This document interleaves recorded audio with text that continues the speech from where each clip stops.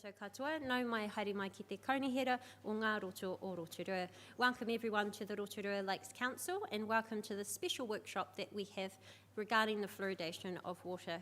It is great that we've got presenters here from Ministry of Health and also Bay Plenty Regional Council, and we do invite the many members of public and welcome you here as well too. Also acknowledge that we've got Rotorua Daily Post here joining us. But before we get underway with our meeting, I'd just like to invite Councillor Waru to open us up with a karakia with a blessing.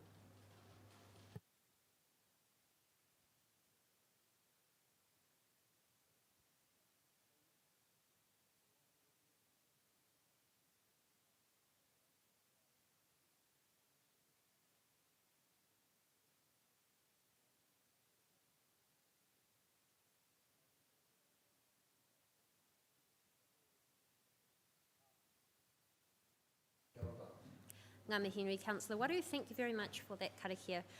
Now I do firstly apologise, this is just a temporary room that we are in while our council chambers are underway, but we have tried to set it up in a way that as much as possible the public can join us for this. Do also acknowledge that this meeting is being live streamed to our council YouTube channel and will be available for viewing afterwards. Because of the live stream, if our presenters and also councillors, when you ask your questions, please make sure you are using the microphone. And if everybody present today could also make sure that your phone's just on silent so as not to disrupt the presentation or the questions. The first people that will be presenting today, I'd like to welcome our representatives from the Ministry of Health to the presenters table. Now they've got a PowerPoint that they're going to run through for us. They've got a PowerPoint that they are going to go through for us, and then we will make sure that questions, if you could please hold them until after the presentation has completed. So without further ado, we invite the Ministry of Health to join us. Thank you.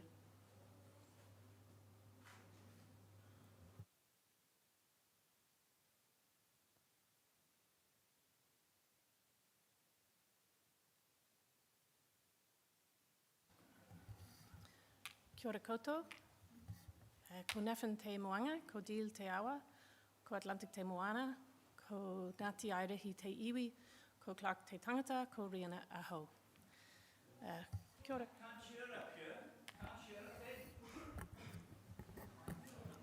Kia ora. Sorry, we'll just ask if everybody could, we do have the speakers facing the audience, but we just ask if elected members, when you do ask your questions, to make sure it's nice and close. And also, just a reminder to the public, thank you for letting us know you were having problems hearing, but this is available for public to observe, so we won't be taking any questions or comments from the public gallery during this presentation. So we'll hand back over to Dr. Rihanna and also Dr. Phil. Thank you. Kia ora, thank you. So I'm the Clinical Chief Advisor Oral Health at the Ministry of Health, and I'm accompanied today by my colleague, Dr. Phil Schumack, who will introduce himself. Kia ora koutou, ko Phil Schumack, tōku wangua. I'm your local Medical Officer of Health. So we're just going to give a little run through, a short presentation around community water fluoridation. Hopefully I can work this button. So the overview really is that community water fluoridation is a well-established public health measure. Water fluoridation is safe, effective, affordable and equitable. We're going to talk about some... Apologies, Doctor. Excuse me, public, we have invited you here to observe this workshop, but we do ask for an orderly meeting. There are no comments allowed. If the public is not able to observe quietly and respectfully, then unfortunately you will be asked to leave. We greatly appreciate your time to be here, but we also require order and ask that you remain silent as you observe the workshop today. Thank you. Thank you, Mayor. We'd like to present some oral health data specific to Te Rotorua Lakes region, and we'll give some links to some useful websites also. So as I've said, community water fluoridation is a well-established public health measure, and what it means is that here in New Zealand the water has some naturally occurring fluoride in it, usually at about 0.2 parts per million or mgs per litre. And so what we do with fluoridation is that we top up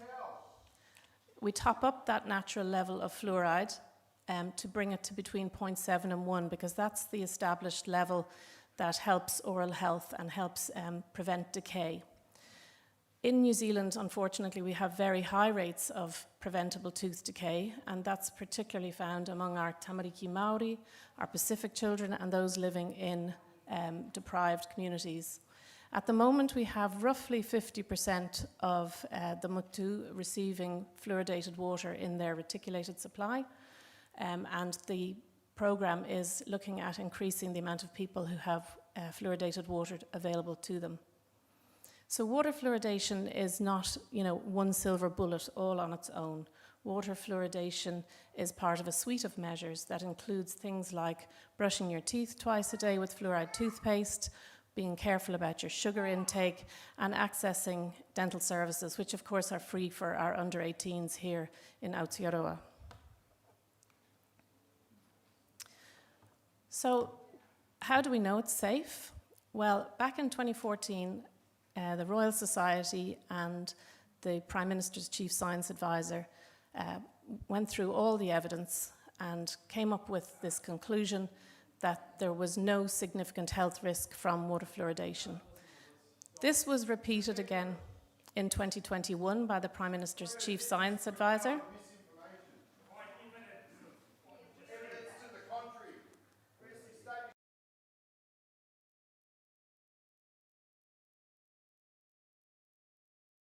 The public, if you are here to purposely make a scene and disrupt our meeting, then that is most unfortunate. We do ask that all members are respectful, that the Ministry of Health and Bapini Regional Council have taken the time to present to us in a public and transparent workshop. Thank you very much, Doctor. Please continue. Thank you. So in 2024, the Ministry of Health reviewed the evidence base again, and the conclusion of that was that the evidence since 21 hadn't changed the overwhelming evidence that fluoride is safe. It's also something that really helps promote equity, because actually, fluoride reduces decay for all ages, young and old, but it's particularly important for people who live in lower socioeconomic areas. And of course, the people in our country who have the worst oral health outcomes are Maori, Pacific, and low-income whānau. So it will have the most impact and help equity in that way. And so there has been no high-quality evidence published since the original 14 and 21 studies that shows a causal link between fluoride exposure and any significant harm to health. The only known side effect of fluoridation at the levels we use here in Aotearoa, New Zealand, is mild dental fluorosis, which is just like a little mild white speckling on teeth, really only visible by dental professionals under close examination. The level of fluoride in the water is monitored to ensure it doesn't exceed the maximum acceptable value. So water fluoridation is endorsed by many international organizations, including the CDC and the World Health Organization, as being one of the most effective ways of preventing dental decay. So it looks like a repair kit. So as you eat food and the food gets transformed into acid and the acid starts eating away at your teeth, the fluoride that's in your saliva helps to protect and remineralize your tooth. Back in 2015, there was a study done by the Ministry of Health into the benefits and costs of community water fluoridation. And the Superior Report, as it was called, was able to show that the young people and children who have lived in a fluoridated area over their lifetime have a 40% lower incidence of tooth decay compared to those who don't. But it's not just around children. Of course, we see a huge reduction in hospital admissions for 0 to 4-year-olds, but it's also useful for adults. So in the 18 to 44 age group, we saw a 21% reduction in tooth decay and a 30% reduction in tooth decay for adults 44 years and over. Community water fluoridation is very affordable. So the same report, the Superior Report, worked out that if all communities who didn't currently have fluoridation had it added, that what would happen was we'd see savings of about 600 million over 20 years. Now, what that looks like when you break it down is that it's about $2.60 per person per year. And every dollar you spend on water fluoridation prevents about $9 in dental care costs. And of course, as we know in this country, the majority of dental treatment in this country for under 18s is provided for free. But once you become an adult, it becomes a user pays situation. So it'll be whānau who mostly benefit from this saving. The health system will benefit as well. Thank you, Doctor. Sorry, I just need to remind the public that you are here to observe. It is quite difficult to follow the information that is being presented to us when it is being interrupted. So I will put this out as a final warning, please. We wanted this to be open and transparent to the public. If it can't be orderly, unfortunately, I will have to adjourn the meeting for a short period. So please refrain from interrupting this. Thank you, Doctor. Please continue. Thank you, Mayor. So water fluoridation does benefit everyone, but as I've said, it has the greatest impact on the people who have the poorest oral health. And for us, it's Maori, Pacific people, and those living in vulnerable communities. And water fluoridation is well supported. So for example, Te o Marama, the New Zealand Maori Dental Association, the Pacific Dental Association, and Te Ropu Niho Ora, who represent Maori oral health providers, all support community water fluoridation. And in fact, in 2019, there was a Maori Oral Health Equity Symposium held in Wellington.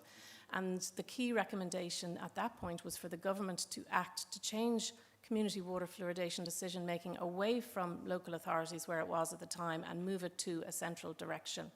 And in fact, we had many local authorities approach the ministry with the same request because local authorities recognised that they didn't have the expertise to make the decisions on fluoridation and wanted it to be made centrally by people with the right expertise. So, apologies for the graphic photograph, but this is a small child with a cavity, and tooth decay remains the single most common chronic disease in New Zealanders of all ages. And then we're specifically referring here to data for this region. So in the year that ended June 2024, we looked at the numbers of children hospitalised for a variety of conditions which were preventable. So in 0 to 4-year-olds, in those sorts of preventable situations, the dental conditions were the third most common reason for hospital admissions. In the year ending December 2023, there were 268 0 to 14-year-olds in this region alone who received inpatient hospital level care for dental treatment, most of those under general anaesthetic, and of those, 67% of those children were Maori. So again, looking at regional district here, the Te Rotorua Lakes District, tooth decay is unfortunately quite common and it's inequitably distributed, as well as being very preventable. So in the column under experienced tooth decay, in the black writing we have what the number is of children who have experienced tooth decay for this region, and then in the green bracket we have compared to the national average. So if you look at non-Maori, non-Pacific 5-year-olds, about 34% of them are starting school here in this region with tooth decay versus 31% on average around the country.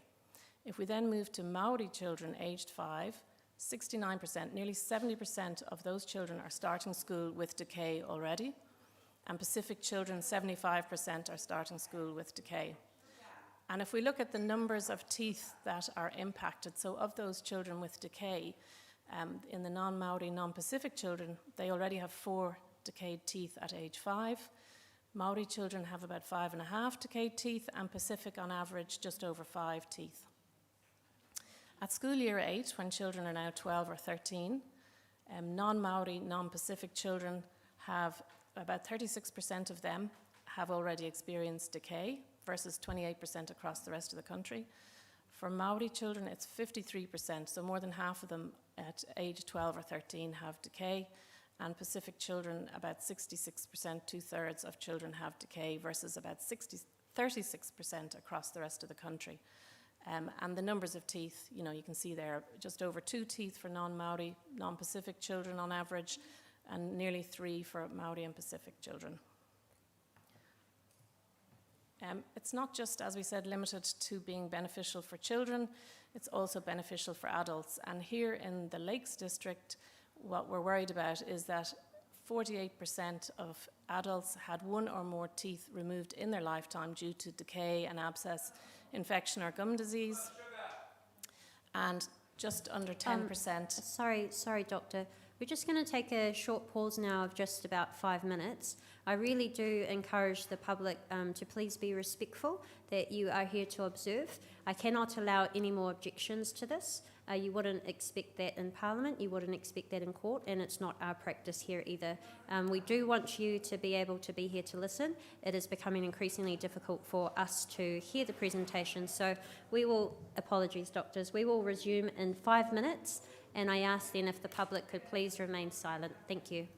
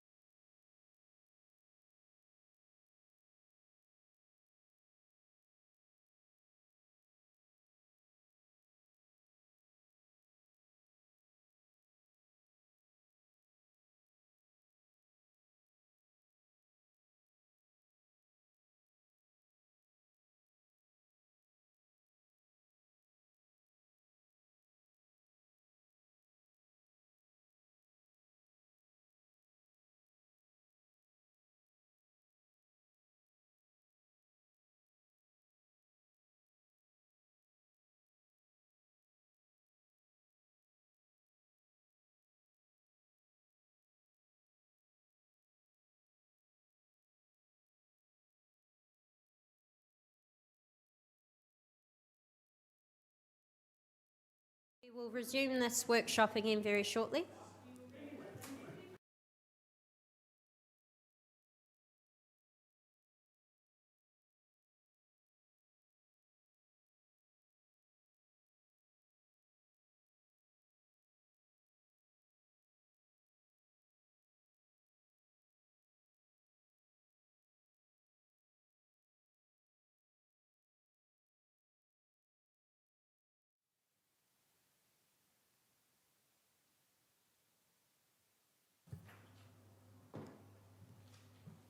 Welcome back, everyone. We will now resume this workshop. Just a reminder to everybody that this is a live streamed workshop, and also a reminder to the public, if you could please refrain from any interruptions. There is no comments or interruptions to come from the public. If we're not able to do that, then I will have to stop this workshop. So we will allow the Ministry of Health to complete their presentation, at which time we will take questions from the councillors, and then we will invite Bay Plenty Regional Council to make their presentation as well. Thank you very much for your patience. Thank you, Mayor Tapsell. So as I was saying, fluoridation helps adults also as well as children. And what we'd like to avoid is, you know, the 48% of adults who had a tooth or teeth removed in their lifetime due to decay, abscess, infection, or gum disease, and about 10% who had their teeth removed in the last 12 months for the same reasons, which is reported annually in the New Zealand Health Survey.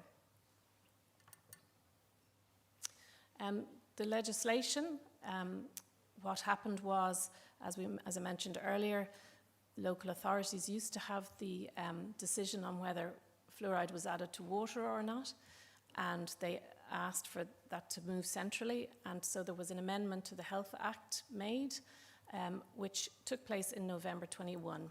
And this then gives the Director General of Health the power to direct local authorities to fluoridate drinking water supplies. But before a direction is issued, the Director General needs to consider a number of things. One is the scientific evidence about the effectiveness of adding fluoride to prevent decay, and whether the benefits of adding fluoride outweigh the costs, taking into account what the local oral health status in that population is, the size of the population, and the financial costs of the ongoing management and monitoring. And local authorities can still choose to fluoridate their drinking water in the absence of a direction from the Director General. So recently there has been some media, I suppose, that people are probably aware of around the Bill of Rights analysis. So when the original 14 directions were made, there were some challenges that went to court. The directions were never stood down or quashed in any way. But what happened was the High Court asked for the directions to be made again, having fully considered the Bill of Rights relevant to the directions. And that has now been done. So the Director General reissued the directions, having followed a process to consider the Bill of Rights, and those were issued again in December. And all of the paperwork relevant to that is on the Ministry's website. As I say, on the website you can find the recent evidence review that was done in 2024. Subsequent to that review being done, there were some new publications that caused some interest, and so there's also a document related to those extra publications that came on after the evidence review. Some information on who's currently been directed and who is currently fluoridating, so 9 out of the 14 are already fluoridating, and also the information about the BORA and the legal situation. So that's the end of what I had to say, unless Phil would like to add anything. No, not at this stage. No. Happy to answer questions. So we're ready for pad thai from the councillors if you have any. Thank you very much to you both. We'll take questions, and what I want to do is ensure that councillors are able to ask their questions, but also ask if your questions could be succinct so that we can get through as many as possible. We'll start with Councillor Barker.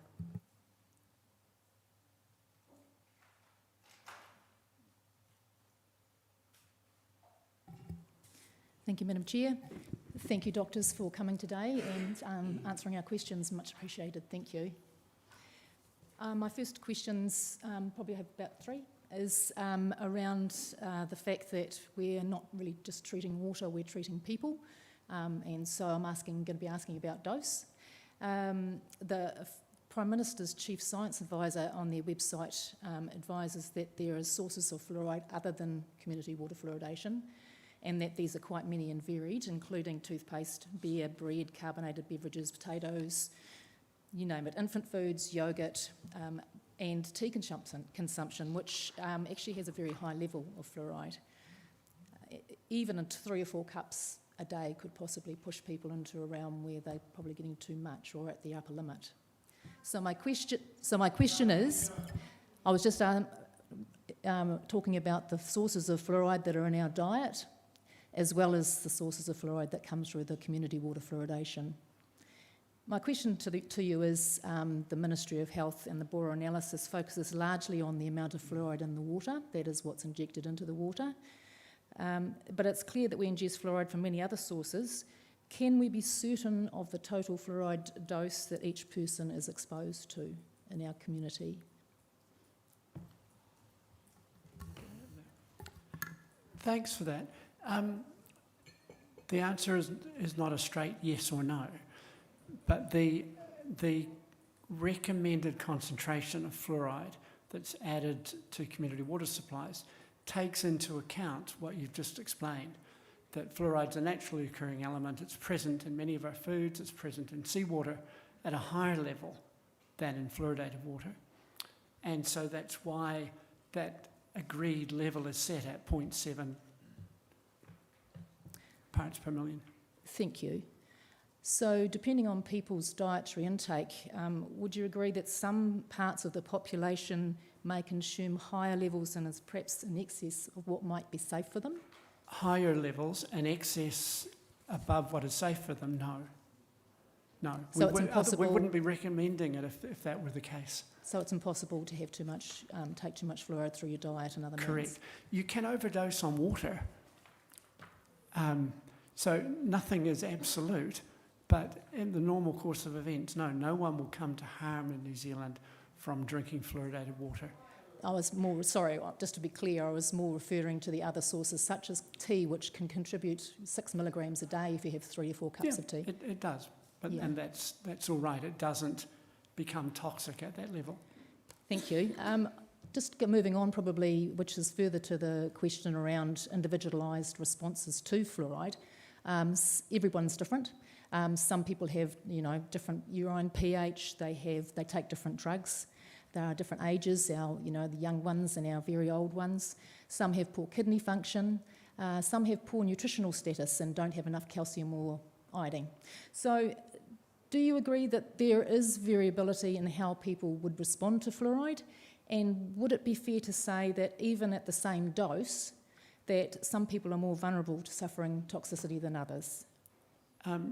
No, because at the level that fluoride is added to water, it is not toxic.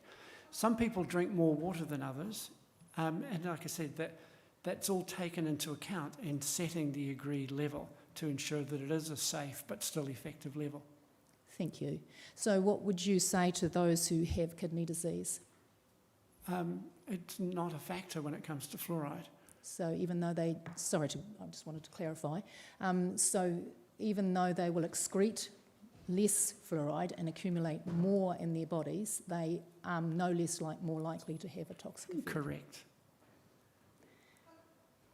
So what are your thoughts on, this is further to this question I just asked, on those that have nutrient deficiencies such as calcium or iodine? Often these people rest in our less privileged or lower socioeconomic populations. Again, you're saying that they are no more at risk of fluoride toxicity than those that have good nutritional habits. Thank you. Just want to move on to my last question for the moment about the hazards of fluoride exposure. There are multiple studies of recent times that have actually demonstrated negative consequences for children, particularly those in our most youngest members of our community, the ones still in the womb, unborn babies, and also those that are bottle fed. The Prime Minister's Chief Science Advisor in their report and on their website says that formula-fed babies remain a subset of the population that is most at risk of consuming higher levels of fluoride relative to their body size. We also know that the blood-brain barrier is not fully formed in children until they're about 6 months old, and this will mean that they are much more vulnerable to any negative effects that fluoride or any other toxin may have in their bodies. So if they are exposed through their mother's dietary habits or their entire dietary calorific intake is through formula made with fluoridated water, there is a potential that they will get too much fluoride. There is probably 3 studies I'd mention that give me this concern. I'm sorry to go on. One is the NTP report 2024 that said with moderate confidence that higher fluoride exposure is consistently associated with lower IQ in children. There's been a recent one in early January this year that said prenatal exposure was associated with increased neurobehavioural problems. And also there was a preponderance of evidence presented in the federal court case that was decided in September last year that said there is a robust body of evidence finding statistically significant adverse association between fluoride and IQ. I would ask whether, considering all of those pieces of research and whether you would agree that at least the higher doses of levels around 1.5 milligrams per litre, as stated in the US NTP report, that this level can lower IQ in children. Thank you for all of that. Yes, sorry. I'll probably be a bit briefer in response, just saying that the evidence is showing that at very high levels of fluoride, and this is most of those studies take place in countries where fluoride is naturally occurring in water at very high levels. Very different to what we have here, where we have very low levels and we add some to top it up to a level to help prevent decay. The levels that they're talking about in those studies you're referencing are talking about much higher levels. So well over the 1.5, which is our max here, and of course our goal is between 0.7 and 1. The issue about formula comes up routinely. In New Zealand, formula manufacturers are not allowed to add fluoride to the formula powder, so it's not a big issue here. So to make formula up with fluoridated water isn't of concern. So if a child drinks 700 mils to a litre of formula, Yep. they'll be getting 0.7 milligrams, 0.5 to 0.7 milligrams of fluoride, and you're saying that that is acceptable for their body weight. That's actually almost equivalent to what, adults would have. Is that what you're saying? It's absolutely fine if they're drinking about 700 mils would be the average, yeah. To 1, it's absolutely fine, there's not a problem. Okay. So just in closing on that point, some of the councillors have heard video testimony from the federal court case from late last year, and the EPA's risk assessment, Dr. Stanley Barone, stated that a margin of safety of 10 is needed to protect against fluoride neurotoxicity. So if the observable level of harm is 1.5 milligrams per litre, which is what the literature is saying, and it's also in the ministry papers, then that would mean that the level in water should be 0.15 milligrams per litre, not 0.7. Would you have any comments on that? And do you think a margin of fluoride safety is applicable for fluoride? So all of the evidence that we've been collecting for about 70 years on water fluoridation hasn't been usurped, if you like, by these most recent publications. We're watching them very carefully and looking at the evidence, and for the levels we use here in New Zealand, there is no concern about general health. So you're able to state with scientific certainty that fluoridating Rotorua's drinking water supply will not harm anyone in our community? No, the only thing that we know about that is of any significance is a small bit of fluorosis, so a bit of speckling on the teeth from too much. But in studies here in New Zealand also, we've seen that children, for example, who are in fluoridated communities compared to children in non-fluoridated communities have about the same amount of fluorosis. So it could be due to toothpaste as well as water fluoridation. So water fluoridation is not something we're concerned about at the levels we use it here in New Zealand. Thank you. I'll let some of the other councillors ask some questions. Thank you, Councillor Barker. Councillor Lee.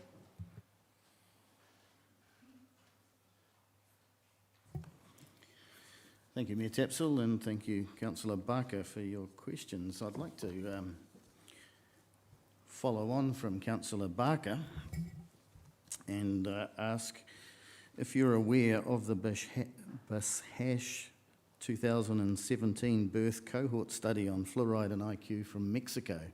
That's not from Iran or China or anything, and it was funded and vetted by the United States National Institute for Health. It forms part of the evidence review. Right. Yeah. So that creates demonstrates a link between overdose of fluoride and reduced IQ in children, doesn't it? So there's a number of studies that form this evidence review and have raised people's concerns.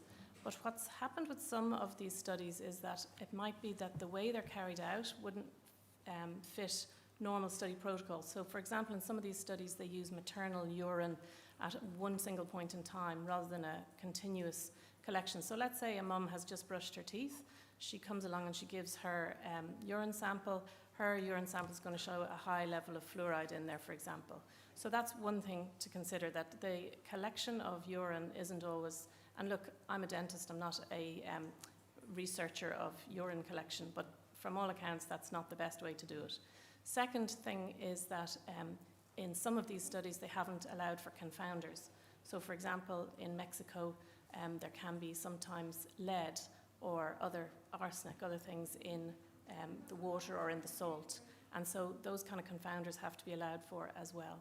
So basically the short story is those studies that you're mentioning are included in our science review, and we're happy that it doesn't need to change the policy that we have at the Ministry of Health. Right, so these are high quality studies, aren't they?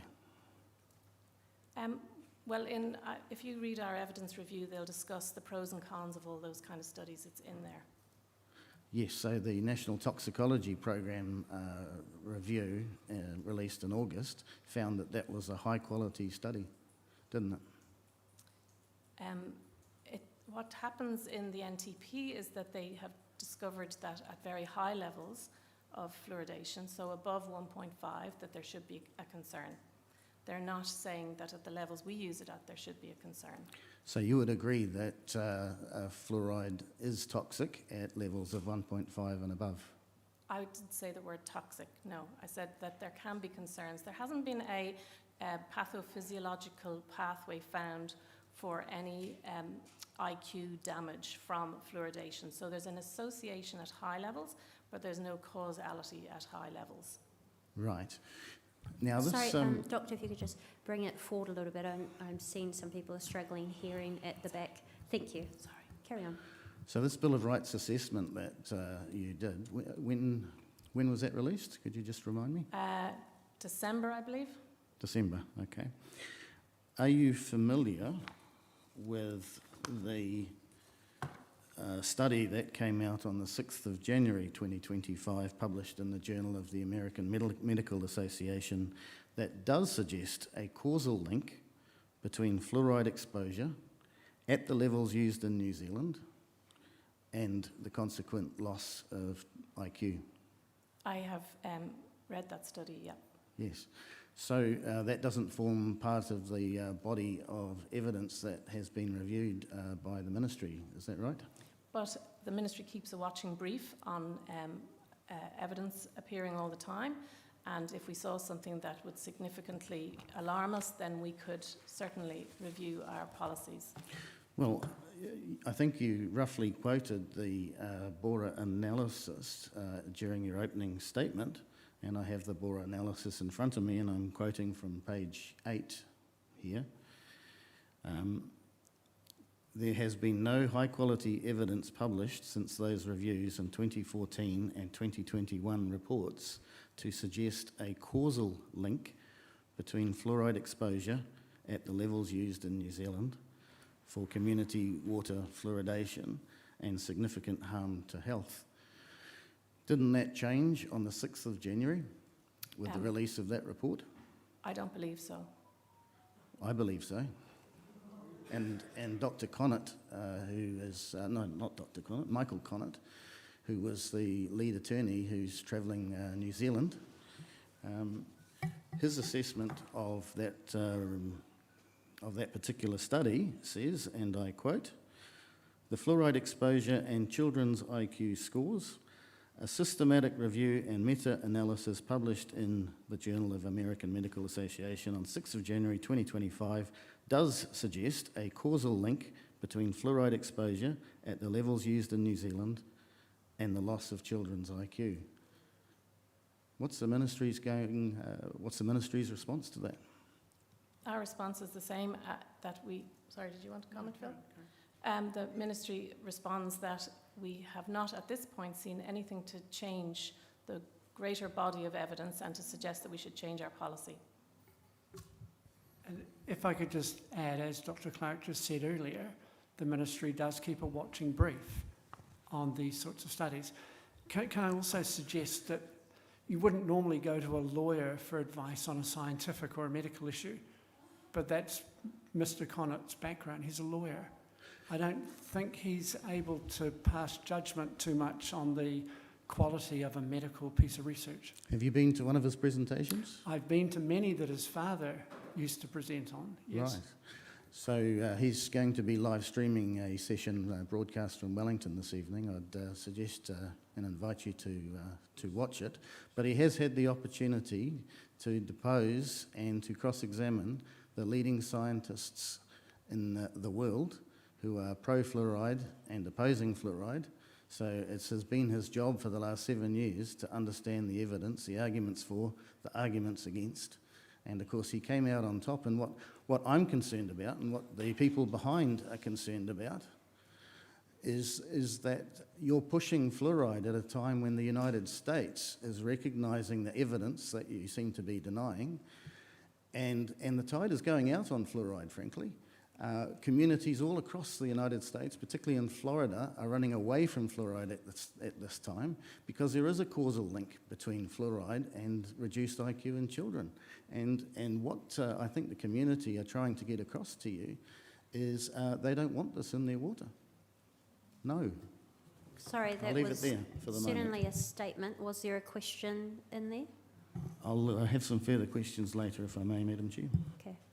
And just a reminder to councillors, it's a bit difficult for our presenters to answer questions that are irrelevant to their presentation or their roles as well. So we'll move on to Councillor Patterson, followed by Councillor Kiriopa.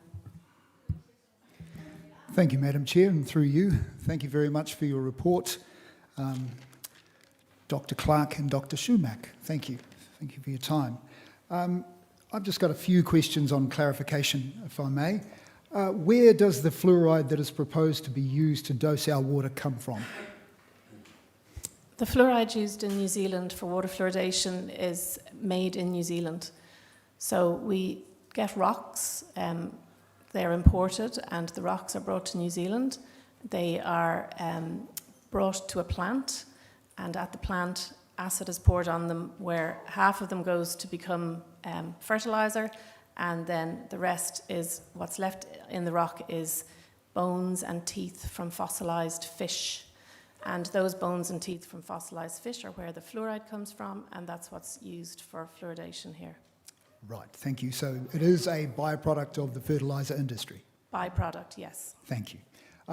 So was this the actual substance that was the subject of the review in 2014 and 2021 by the Prime Minister's Chief Science Advisor? Yeah. Right, okay, thank you. So I've just got a couple of questions for Dr. Schumack, if I may. The Medical Council of New Zealand, under your rights, says item 7, you must be able to make your own decisions about your treatment. And Health New Zealand's own website also says, make an informed choice and give your consent before you undergo a test, procedure, or treatment. I don't see any form of consent being offered to us on this, which is a medical treatment. Can you explain how that's justified, please? I'm not here to talk on behalf of the Medical Council. However,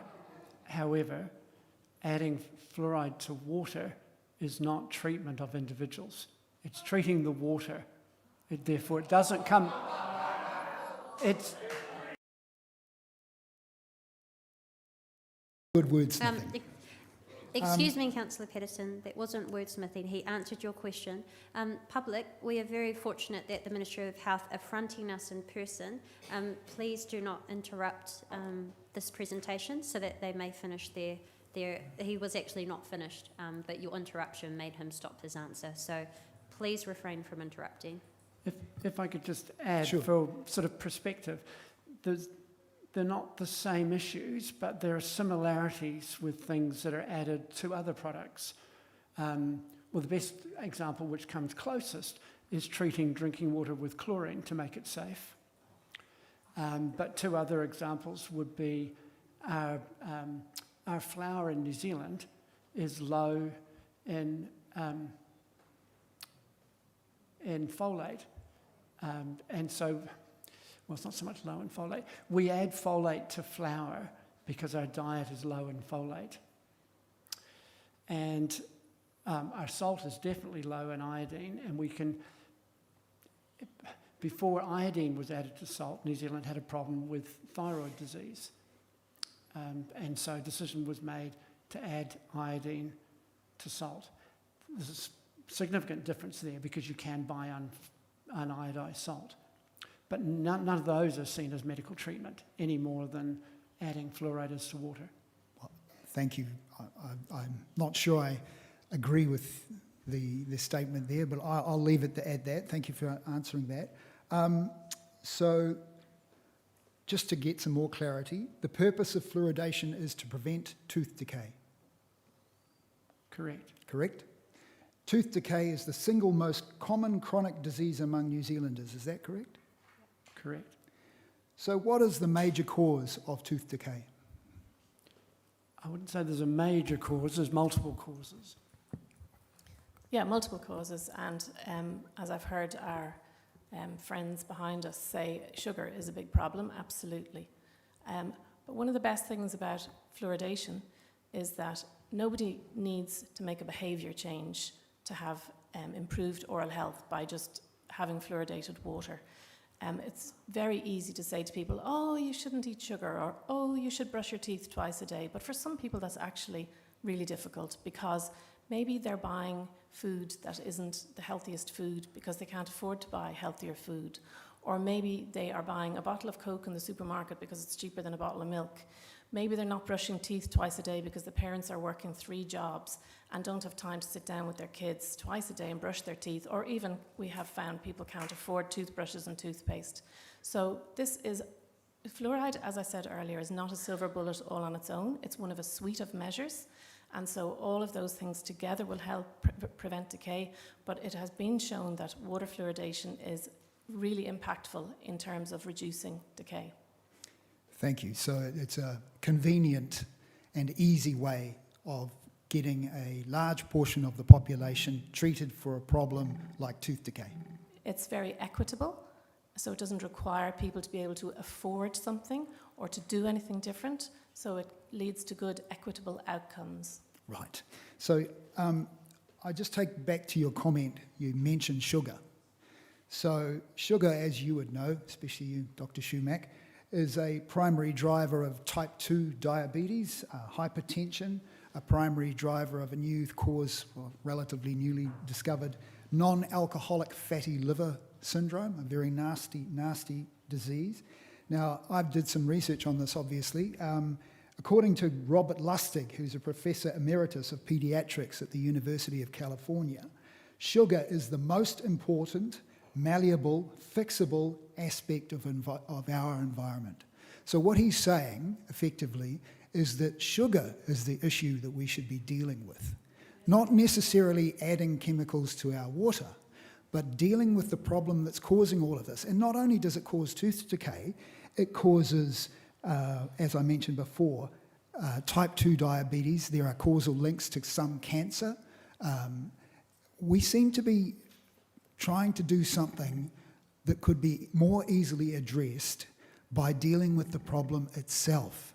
The sugar industry should be held to account for the fact that they have increased production by something I think from 130 million tonnes in 2020 to 178 million tonnes in 2015. Now we're in 2025. What would that be? It would be astronomical. I'm really concerned that we are taking a sledgehammer to drive in a nail. Our water is pristine and award-winning. Surely we should be getting to the root cause of the issue. Don't you think we should be addressing the causes rather than the ambulance at the bottom of the hill? As a general rule, there are no simple solutions to complex problems. And tooth decay, as in our general health, is very much a complex problem. And the solutions are multiple. Totally agree, we need to reduce the amount of the amount of sugar in our diet in Aotearoa. And we need to have fluoridated toothpaste, and people use it at least twice a day. And we will benefit from fluoridated water. And we should be doing everything we can to help people of all ages readily access dental care. It's there is no simple solution. But I agree, we also need to address the amount of sugar in our diet as well. Thank you. I've just got one last, if I may, Your Worship. So just getting back to the issue of fluoride itself. So I went to Australia last year and had to get myself some toothpaste.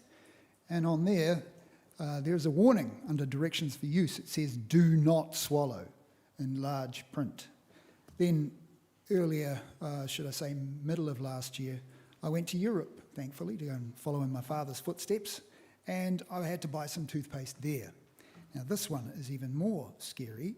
It says, warning, keep out of reach of children under 6 years of age. If more than used for brushing is accidentally swallowed, get medical help or contact a poison control centre right away. This is from toothpaste produced in the United States. It was on board a cruise ship. So it's not European toothpaste, this is American toothpaste. Why don't our toothpaste containers have the same sort of warnings? Our toothpaste does have warnings on and says do not swallow, spit, don't swallow. But the important thing for you is not to conflate the issue of toothpaste and fluoride and water fluoridation, because they're very different things. And so the amount of fluoride in a tube of toothpaste, you have 1,000 parts per million, or mgs per litre of fluoride in toothpaste, compared to this 0.7 to 1 parts per million in water. So there are significantly different amounts of fluoride in the two things.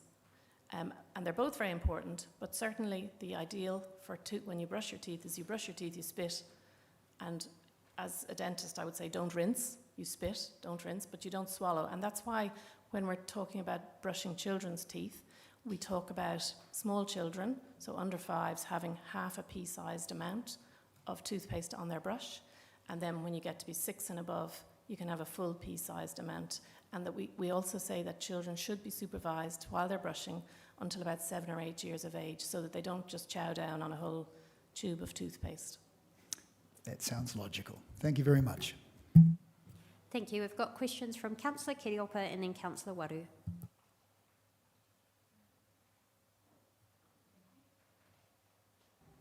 Thanks.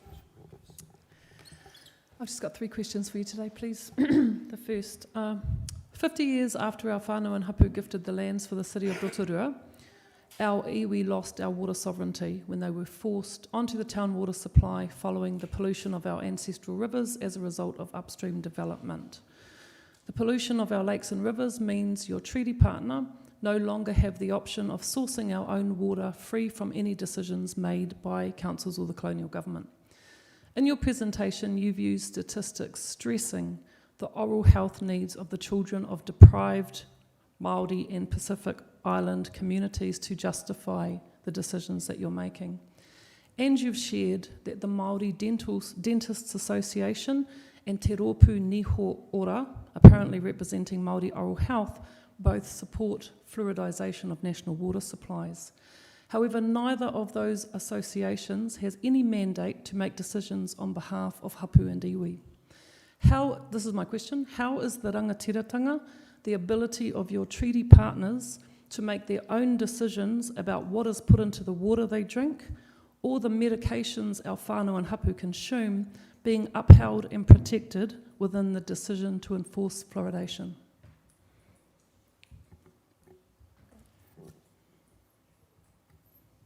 Difficult for us to answer that, but it's worth remembering that it was Parliament that passed the legislation that brought in the current system, which gives the Director General the authority to direct councils.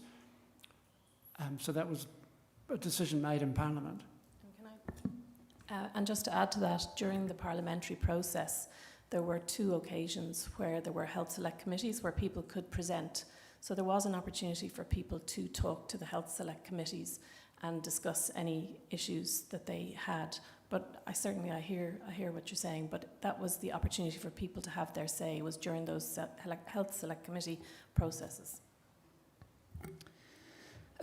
My second question, if hapu and iwi make it clear that they are opposed to the fluoridisation of the drinking water of our communities, how will the government support the treaty partner to develop the water infrastructure needed to provide non-fluoridated water to our people?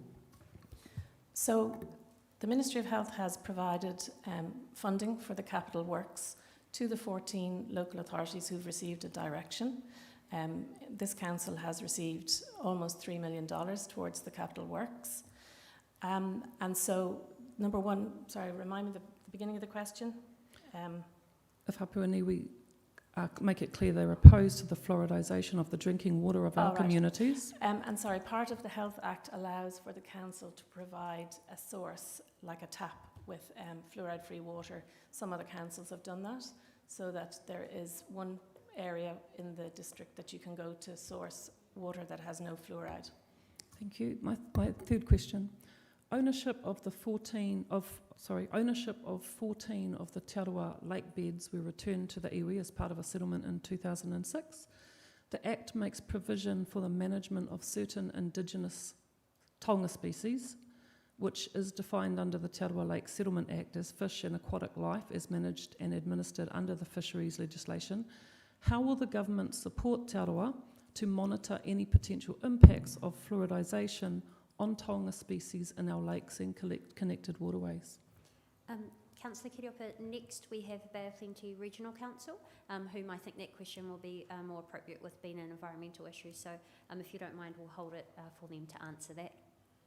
Can I have a question? Can I have an answer from them as well as Regional Council? If they wish, however, they are focused around health, not the environment. But that's why Health we of do our have taonga regional. species is my question. Health of our taonga species. Sorry, can you repeat the question? How will the government support Te Aroha to monitor any potential impacts of fluoridation on taonga species in our lakes and connected waterways? Okay, I can't answer that directly, but I think it would be good to have that discussion with Mr. Donald, who will be presenting on the environmental aspects of fluoridation. Thank you. Thank you. Councillor Waru. Tēnā koe te marukura, tēnā tātou. Thank you for your presentation.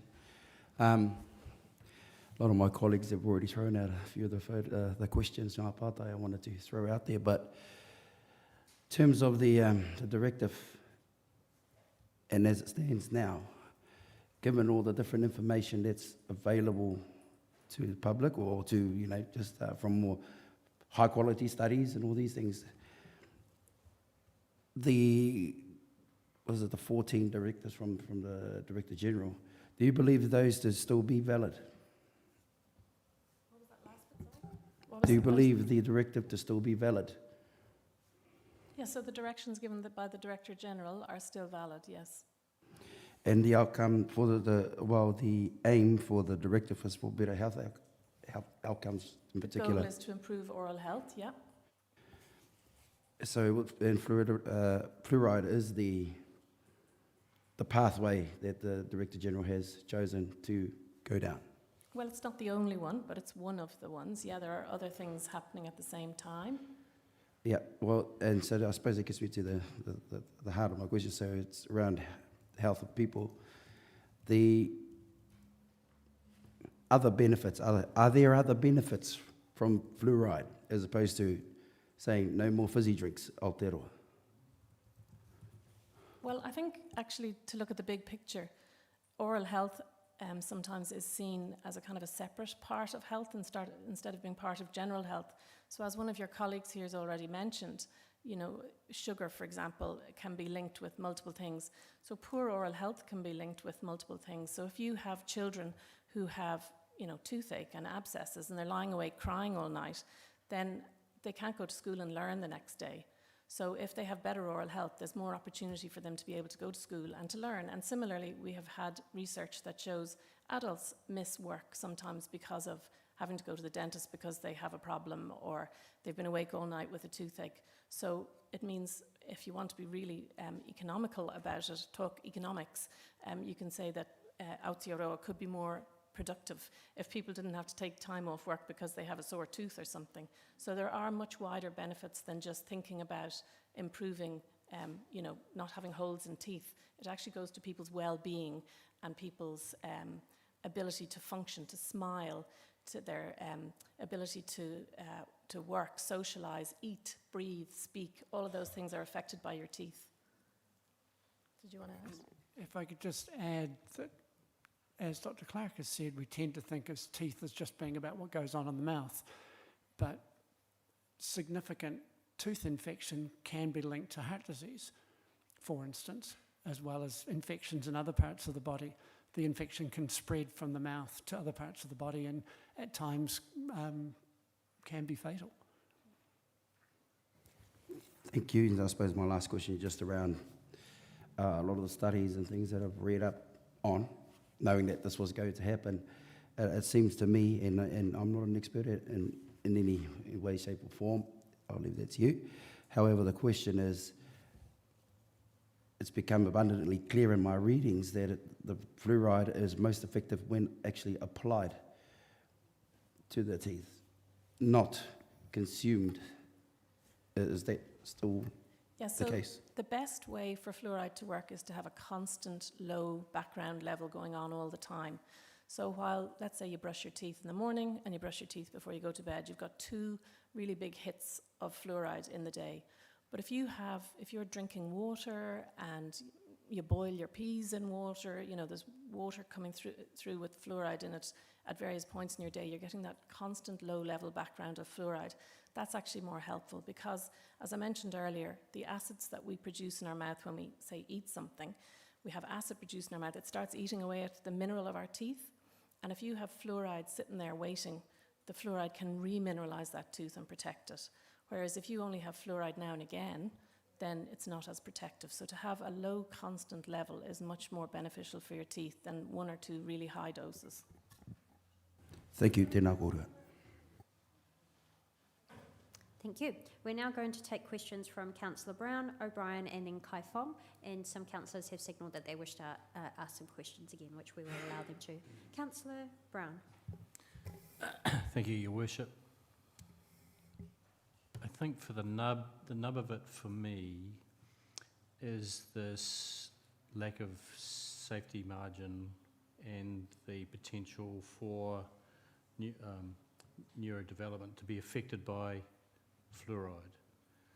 Now, you've plainly said that it's safe, and yet a decision in the Supreme Court in the USA, smart people have decided that there needs to be a margin of safety of 10.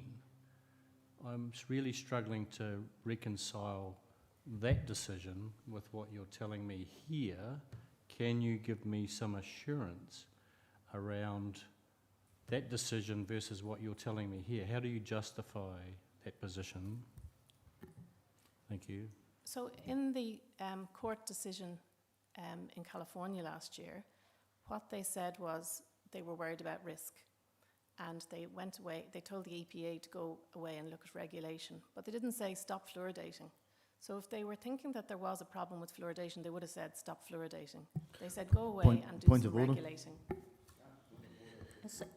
Is there a...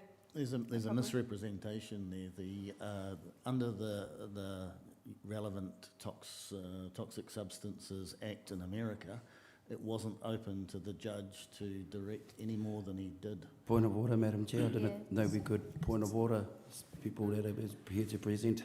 Well, actually, sorry, Just need some clarification, then, if so. Sorry, councillors, I'll call order.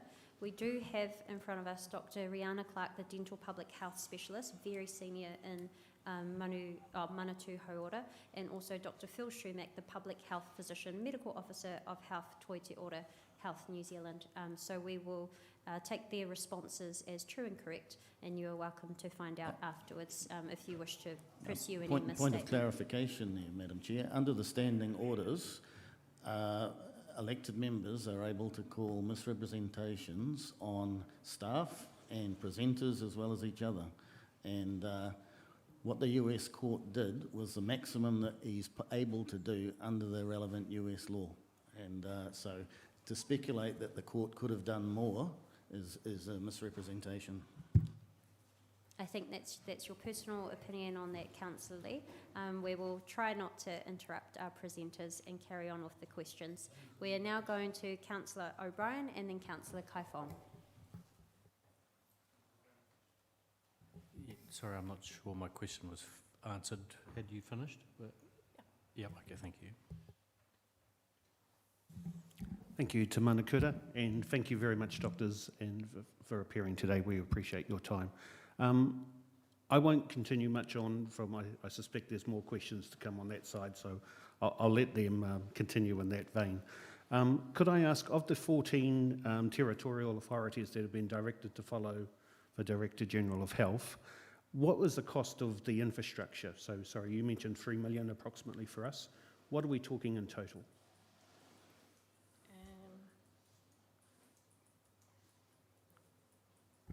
I'd have to go back and check the exact figures. Off the top of my head, I can't tell you. I know that there was a significant pool of money in the region of 10 or 12 million that was used, but I'd have to go and check the figures for you. Sorry, I can't tell you right now.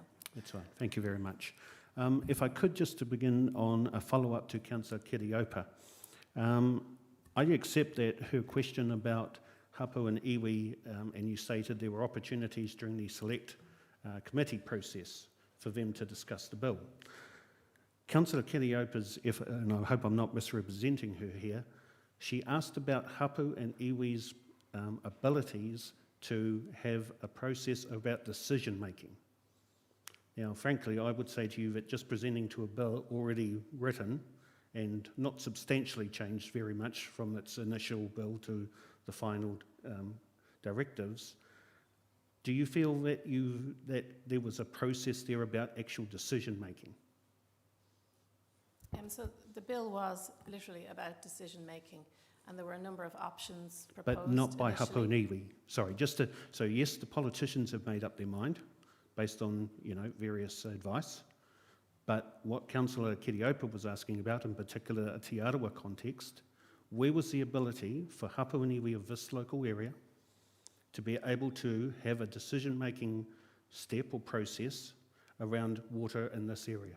So they could have fed into the cabinet decision-making and said, actually, we're not happy with that process you're suggesting, if that's what you think should have been done. So that was the process for them to talk about the options that were given in the original bill. To talk about, but not have an actual part in decision-making. Oh, I'm sorry, I'm with you. On consultation as a treaty partner, I'm with you. Okay.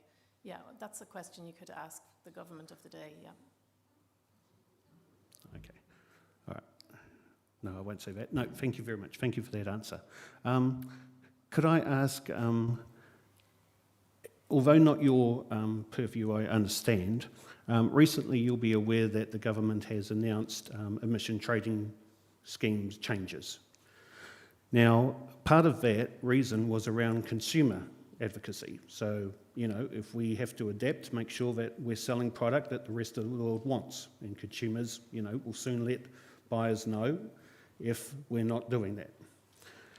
How do you think we're going to go if fluoridated water goes into animal feed, etc., like that, into our food chains, and consumers around the world say, sorry, we don't want fluoride, we're not prepared to take product that has fluoride contamination. Sorry, I'm just using that word, no offence, in that actual food supply chain. There's already fluoride in our water.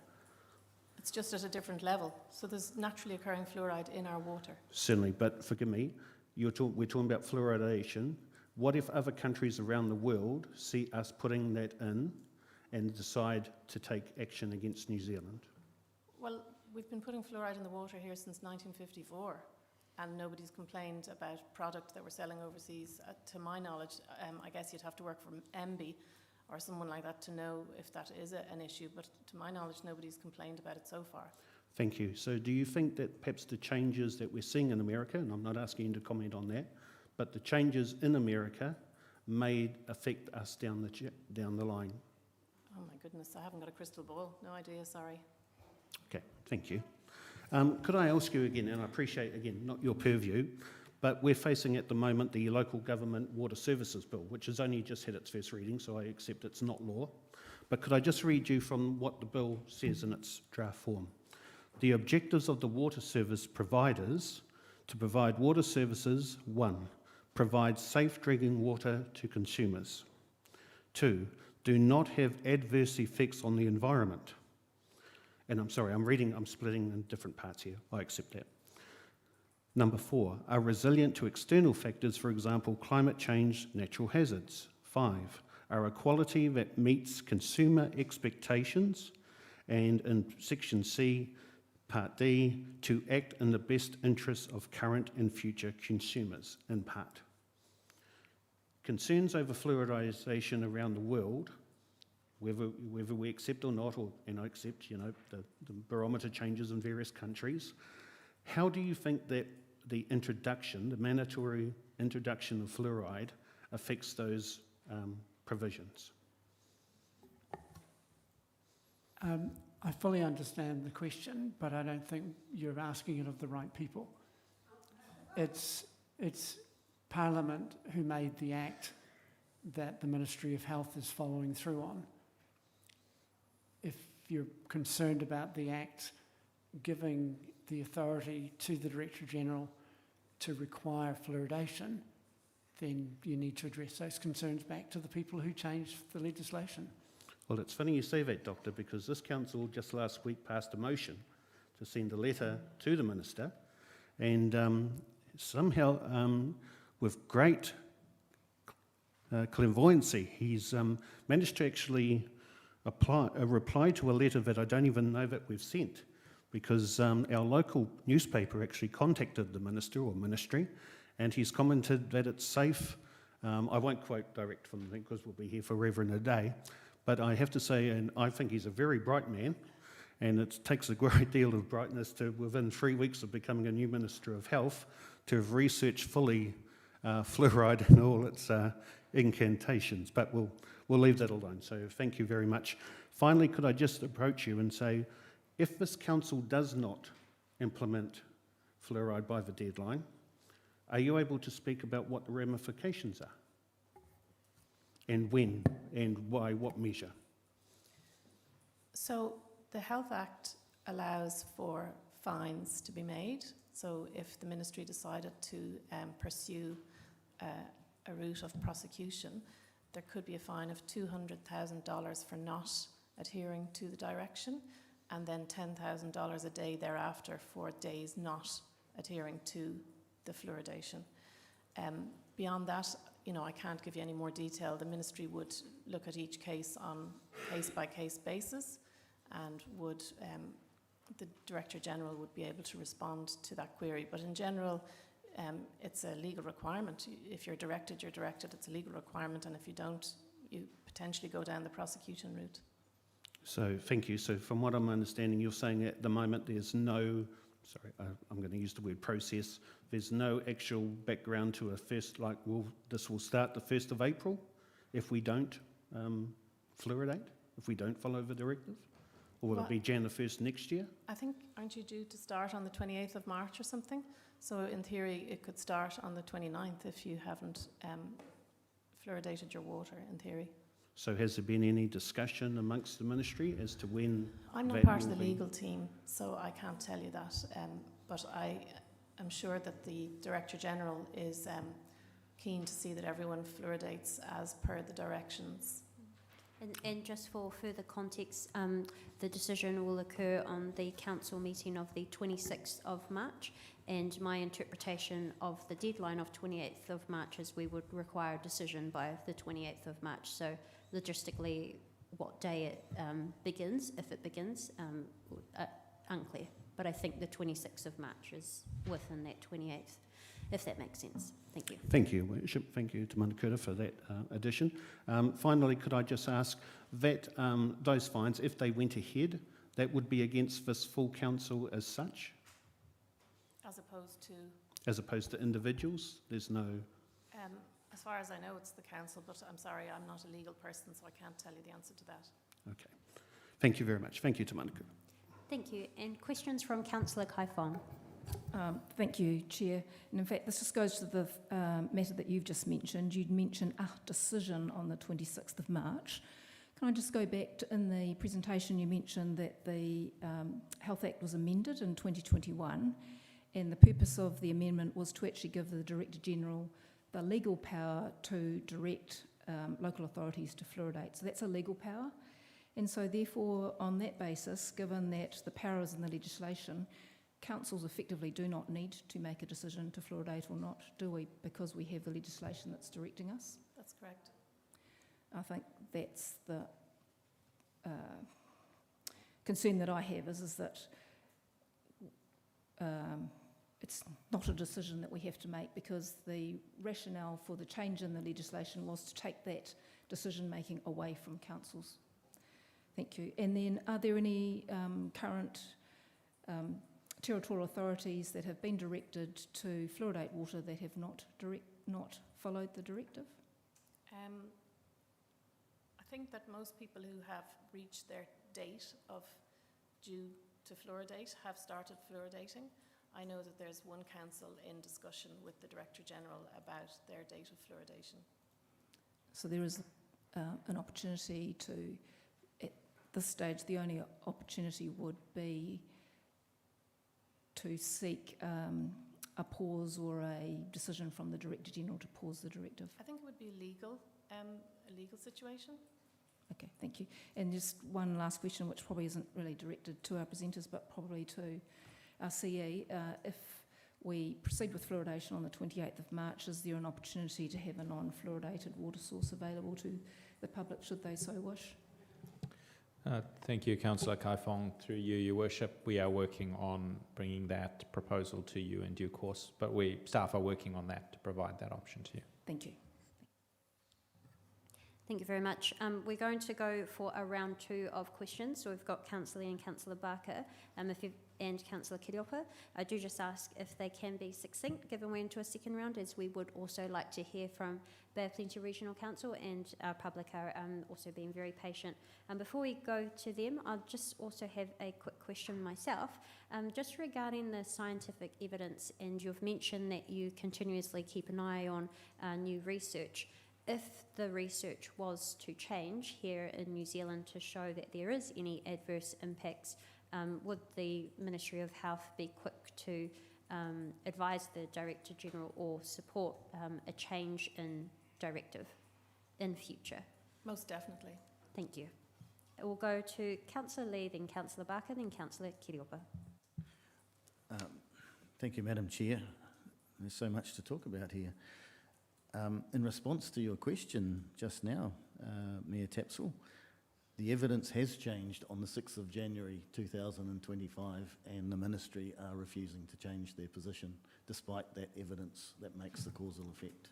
Councillor Lee, that was answered sufficiently by the presenters today, so that is your personal opinion.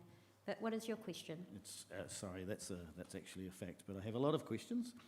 My first question refers back to the Deputy Mayor. She seemed to say, I hope I didn't misunderstand her, we do have a decision to make on the 26th of March, don't we, as a council, as to turning on fluoride? Whether to follow the legal directive to fluoridate, yes, that's coming up on the 26th of March council meeting, yes, which will also be live streamed if the public wish to attend. I was just a little concerned that the Deputy Mayor seemed to suggest we don't have a decision to make, but we do have a decision to make, don't we? Well, we're not deciding whether or not to fluoridate. Unfortunately, that's been given to us. We are deciding on whether or not to follow the directive. Yes. Yeah, that's been quite clear. Right. And if you please direct your questions towards the presenters. Right. So perhaps this is an opportune time to focus on the legal issues. That said, I have 101 other non-legal issues, but I think it's really important that we cover the legal issues here. Sorry, could I just make it quite clear that we're not lawyers, and sorry, but we can't answer legal questions? Yeah, I'm a little disappointed you didn't bring a lawyer with you from the Ministry, but perhaps you can do your best to answer, because there's been some comments made around the table, for example, to the effect that we have no choice as a council but to follow the directives. Now, where I want to push back a little bit on that is the New Health New Zealand brought some litigation against the Director General of Health, and the court found that the directives were unlawful at that time. You'd agree with that. I think you mentioned that in your presentation. What happened was the judge said that the directions still stood. They weren't in any way quashed or stood down, but that the Director General was to go through a Bill of Rights process and just reanalyse all of the directions and make sure that they were a justified right on, what's the word? A justified limitation on rights. Yes, I'm well aware that the directives weren't quashed, and they remained valid, but the directions itself, the directives, were inadequate because they failed to consider or explain how mass medication could be justified in a free and democratic society. So that's a demonstration that the directives could be, well, first of all, can we agree that the directives are subject to the scrutiny of the court? So the directions are now, they're all sorted because the Bill of Rights analysis was applied. There is a court case coming up in June where there is an appeal around the Bill of Rights analysis part of that court case, but it's not looking at the science or the evidence or the safety of fluoridation. It's purely looking at decision-making using a Bill of Rights analysis. That's all that's about. However, Whangarei Council have made a decision to bring an injunction against the Director General of Health, so that's likely an upcoming court case. But my question was, would you agree in principle that the directives are subject to the supervision of the court? I'm not familiar with legalistic terms, so I'm not sure exactly what that means. All I know is that the BORA analysis was done on Yes, every okay. single one of those directions, Yeah. and it's gone through the courts, it's all been approved, Right. and they're in place. Okay, so I understand you're not a lawyer, but every decision made by anybody in government is subject to the supervision of the court, and we have seen that New Health New Zealand have demonstrated that insofar as the directives are concerned. Not only must a directive be lawful, it must also be fair, and it must also be rational. If evidence is being ignored and the directives don't match the evidence, then the courts could determine the directives to be invalid at that point. So the Director General of Health is required to act rationally and take into account all the evidence. What I've heard today... Sorry, point of order, Madam Chair. Can we get to the questions, please? Yes. Not the coho. Sorry, Councillor Lee, I can see what track you're going down. I think that was similar to what I asked as well, and we did have a very clear response that if the scientific evidence was to change, or for whatever reason it would need to change, then yes, they would look at that change.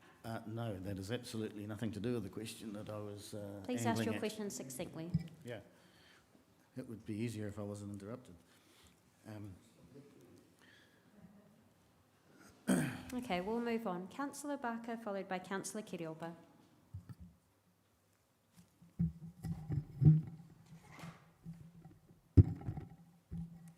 Thank you, Madam Chair. Thank you for your patience with all the questions. I'm just going to bounce back to what Councillor Waru asked around topical application and your reply that said that a low background level of fluoride is very beneficial because you have exposure over time. There's been 3 pieces of information on the Ministry of Health website in the BORA analysis and also from Health New Zealand that say, today it is understood that fluoride is a key protective factor that acts directly on the tooth surface, and that review articles have credited the anticarcinogenic effect to be primarily topical in action, and a representative of the CDC testified in that court case that fluoride's predominant benefit to teeth comes from topical contact, not from ingestion, which is what water fluoridation is. It's swallowing the water. So I just would ask you to consider those 3 statements, both 2 of them made by the Ministry of Health and their evidence in the BORA, and also from Health New Zealand.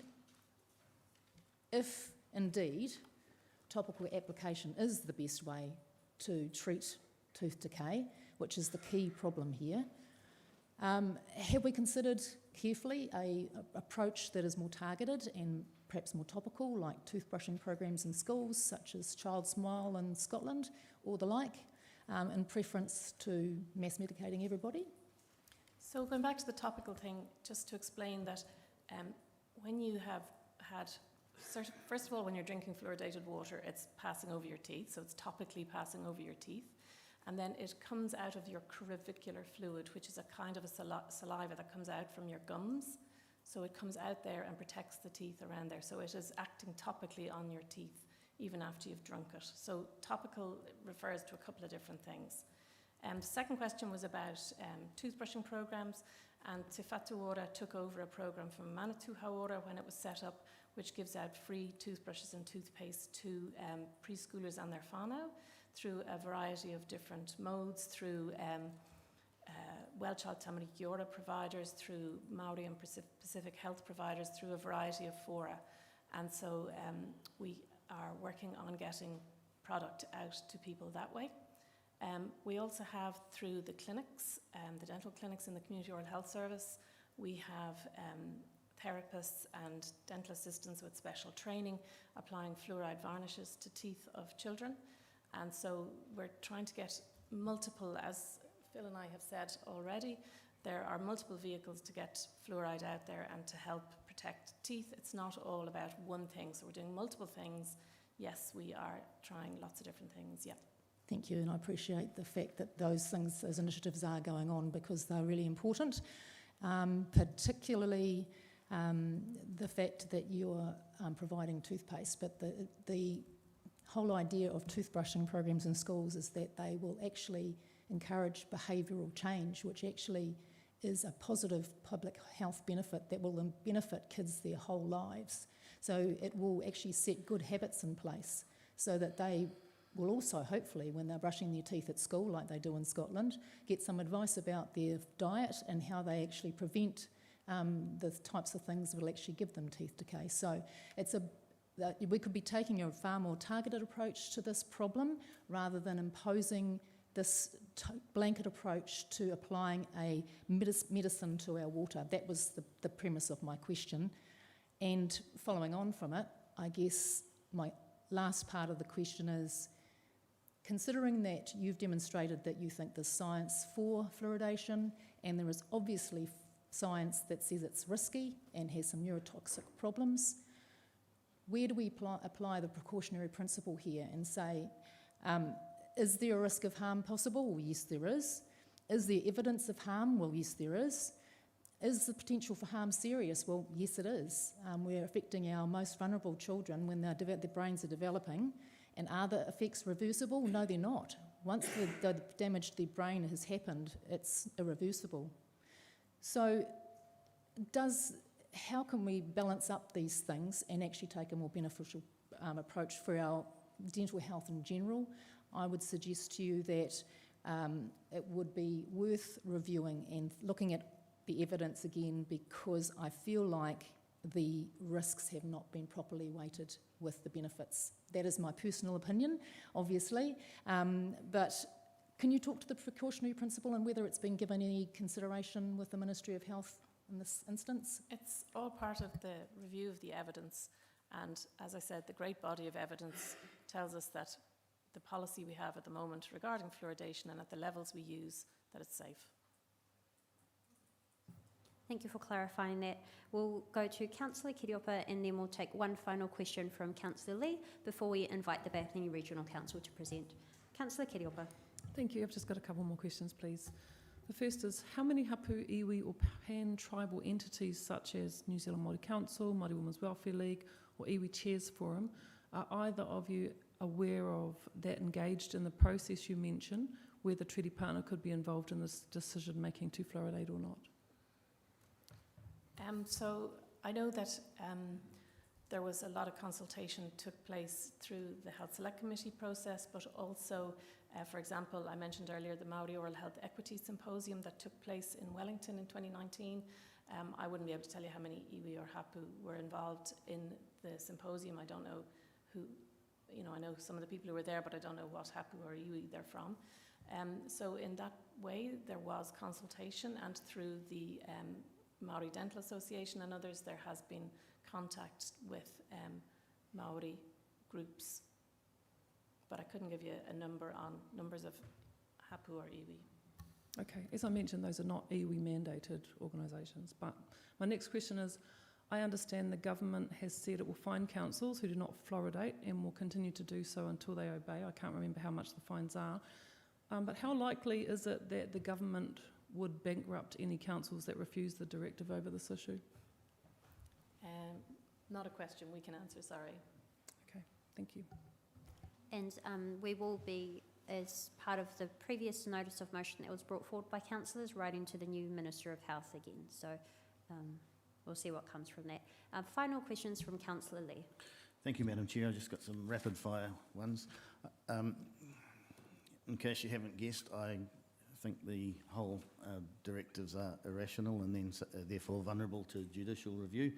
But I'm really concerned that the so-called justification that fluoridation, mass medical treatment, is justifiable in a free and democratic society is the whole justification for it is based on dental cavities. There seems to be a real tunnel vision here.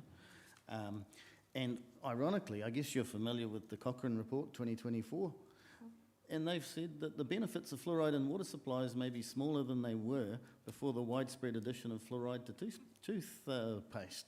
So even without fluoridation, in New Plymouth, for example, dental cavity rates were coming down after they stopped fluoridating in 2011. But anyway, I've got some rapid fire questions because I want to get beyond teeth, because our human body is made up of more than teeth, isn't it? And I know you're a dentist, but obviously, let's go some rapid fire questions. You do accept that fluoride can cause harm to developing babies and their IQ at higher levels than are prescribed in New Zealand. It seems that there's an association. Yeah, at high levels of virtually everything we're exposed to, harm can be caused. Too much oxygen delivered to a newborn baby can cause them harm. Sure. And you accepted in your BORA analysis that 12% of the population are likely to suffer from dental fluorosis. Is that right? Yep. Now, you kind of downplayed the dental fluorosis, but if you're a teenager and your teeth look brown and ugly, and you showed us photos of decay, but you haven't actually shown us equally ugly photos of dental fluorosis, have you? So fluorosis comes in various, it's a spectrum, so you can have very low levels of fluorosis up to very severe fluorosis. And in those countries where they have those really high naturally occurring levels of fluorosis, you can see severe fluorosis, which is not attractive. There's pitting, there's brown staining, there's yellow staining, but we don't have that in New Zealand. We have the very mild version in our 2009 survey. Pretty much all of them were mild, a few, maybe one or two moderate. And the thing with that is really it's the kind of thing that only dental professionals can see on close examination, and recent studies out of Australia show that actually over time with toothbrushing and things it brushes away. Okay, let's move on for the sake of speed. Do you accept that fluoride at higher levels can weaken bones? There is some evidence of skeletal fluorosis issues at extremely high levels, like those countries where it's 20 parts per million in the water, whereas here it's, under 1. Do you agree that fluoride at higher levels can cause joint pain? I haven't seen evidence to prove that.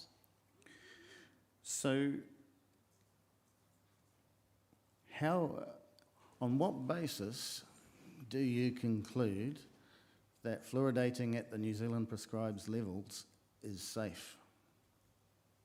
What's your study that says it's safe to fluoridate at 0.85? Between 0.7 and 1, we have, evidence in New Zealand since the 1950s of fluoridation with no harm, and we have evidence from around the world, and that's all being combined and compiled into those evidence reviews you've seen from 14, 21 and now 24. So if you've got, we can visibly see dental fluorosis, how would somebody present at hospital with skeletal fluorosis? It would seem like arthritis, or it would seem like... It wouldn't be happening in New Zealand at the levels that we fluoridate at. You have to have like 20 parts per million. Well, you accept that 1.5 is too high? No, I don't think that there's skeletal fluorosis at 1.5. It's like we're talking significantly high levels of fluoride here. Okay, I don't think we're dealing with rationality here, Madam Chair. I have no further questions, sorry. apologies for that view. I think the responses have been incredibly rational and reasonable, and we do appreciate the time that you have put into your profession, of course, to protect the health of our communities, and also for your time here today. So thank you very much for being here to give a presentation, but also to answer the questions from councillors. As you can see, this is something that both ourselves and also our community are very interested in. So we thank you very much for your time today. Thank you. Welcome.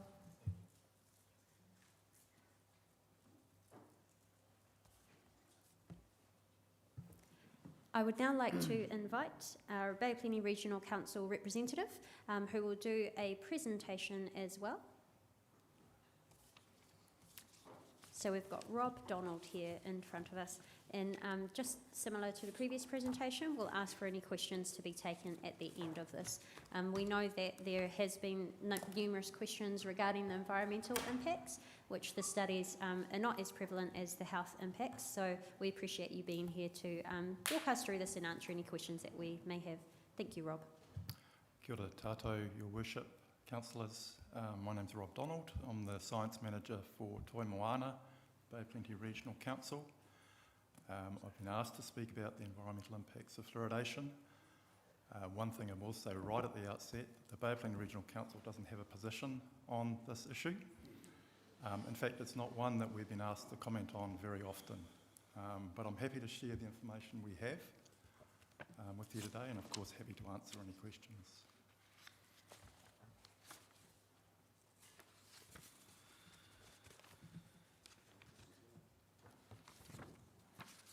So just an overview of my presentation. I'll cover the potential environmental impacts of fluoridation of the Rotorua City water supply.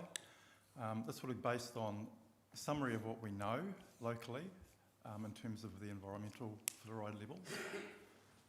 A brief analysis of risk, and I will say brief. I haven't spent an awful lot of time on this, but I've certainly learnt a lot more about fluoride in the environment in the last week or so. And also some information on the fate of fluoride in the environment. I'm not a health expert, and just to be clear, I can't comment on the health effects of fluoridation.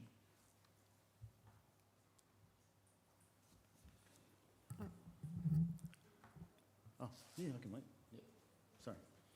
So if we look at what we know about the local area, it's been mentioned several times that fluoride is present naturally in water.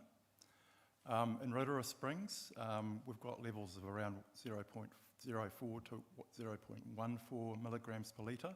That's parts per million, as been stated previously. It's the same units. Surface water, and this is in particular in streams in the Rotorua area, up to 0.41 milligrams per litre. So again, putting that in perspective with the dose rates that are considered acceptable in New Zealand, which is 0.7 to 1 milligrams per litre. So less than those values, but approaching those values also, so reasonably high. Interestingly, Rotorua geothermal groundwater at Kurdau Park, 4 milligrams per litre, so well above the dose rate in drinking water. And the reason for that is purely that the geothermal fluids are picking up natural fluoride out of the rocks as it comes to the surface, and because it's hot, there's a tendency for that to be at quite a concentrated level. Of course, nobody's suggesting that anybody's going to be drinking geothermal water, so there is really no significant risk there for people consuming the water. It's also been mentioned today, seawater is quite high in fluoride, so actually above the dose rate recommended in New Zealand for fluoride at around 1.3 milligrams per litre, ranges from about 0.86 to 1.5 milligrams per litre in the literature. So that's what we know about the levels in water in the Bay of Plenty and locally. If we move on to levels in our soils, this is a very interesting picture and a little bit of a surprise to a lot of people. So we have routine soil monitoring at about 50 sites across the Bay of Plenty. What we find is that in indigenous vegetation, which we'd consider to be a background level of fluoride, a natural background level, we're sitting at around just above 200 milligrams per kilogram of fluoride in the soil. But if you look at productive land, so this includes pasture, but also areas that grow kiwi fruit, maize, various types of pastoral farming, including dairy, sheep and beef, deer, we get much higher levels of fluoride in the soil. And the reason for that is just because of the phosphate fertiliser that is used. It was mentioned earlier that fluoride is derived from fertiliser. It is a byproduct of the fertiliser production process. Of course, because of that, it is present in our phosphate fertiliser, and it does cause an increase in fluoride in our pastoral soils in the Bay of Plenty, as it does in the rest of the country.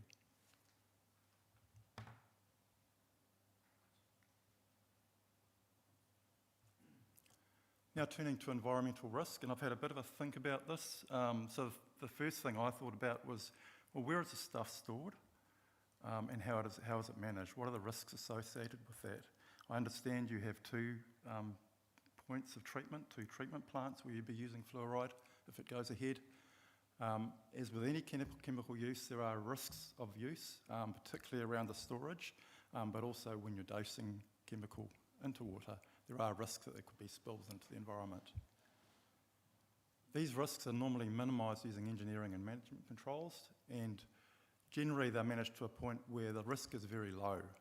So you have appropriately designed containment and bunding at the dosing plant where the chemical is stored, and you have measures in place to control spills. You have robust standard operating procedures to mitigate the risk if a spill occurs.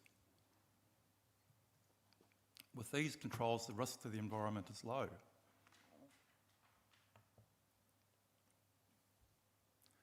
Now thinking about what happens to fluoride when it's used in our water, where will it go? Of course, some will be absorbed by people drinking the water, and we've heard a lot about that today. That's intended.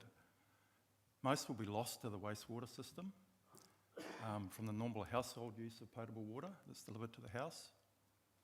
From there, some fluoride would be removed with the solid waste generated in the wastewater treatment system. And you will know that Rotorua has one of the best solid wastewater treatment systems in the country, effectively tertiary treatment. What we don't know is how much of that fluoride would be lost into the solid waste from that process, but I suspect it's quite high because of the nature of the process. Any that doesn't end up in solid waste from the wastewater treatment plant will stay in solution during wastewater treatment and eventually be spray irrigated on your forest blocks with the final wastewater. If you think about the maximum concentration that's being dosed, up to 1 milligram per litre, the risks of adverse effect on soil and groundwater at that rate from the irrigated wastewater are low. However, I would recommend to RLC that you consider monitoring fluoride levels in the wastewater before and after fluoridation, just as a check to see what you're actually dealing with in terms of fluoride levels.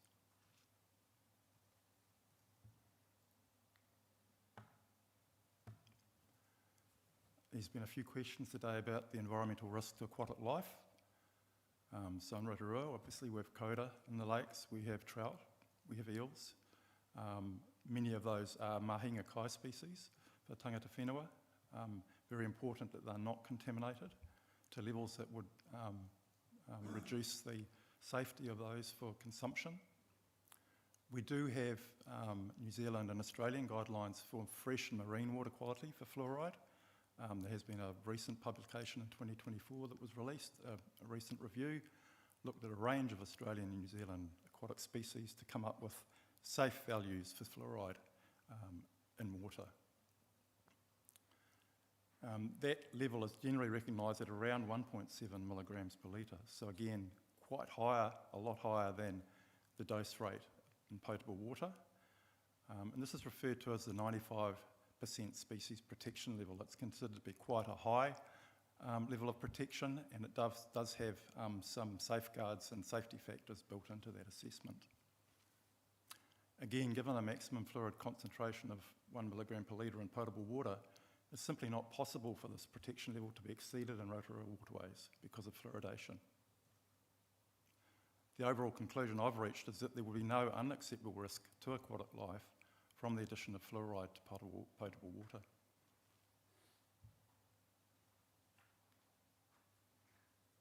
And that's, Madam Chair, is the end of my presentation. Thank you very much, Rob. We appreciate you taking the time to pull that together at short notice to be able to present to us today. We've got open up for questions now. Councillor Lee. Thank you, Mayor Tapsell.